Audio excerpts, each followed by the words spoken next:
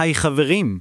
היום אנחנו צוללים לעולם המדהים של הבינה המלאכותית, ונדבר על משהו שנקרא פרומפט. תחשבו על פרומפט כמו על פקודה מיוחדת שאתם נותנים למחשב על, או בקיצור, AI.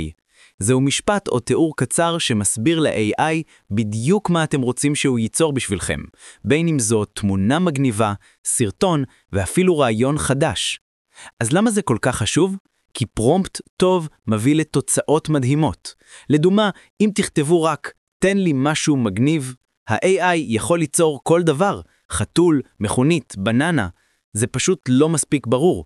אבל אם תגידו משהו ספציפי, כמו צור סרטון של כדורגל שאף באוויר בהילוך איטי, תאורה דרמטית וסגנון תלת מימד, בום! ה-AI יודע בדיוק מה לעשות.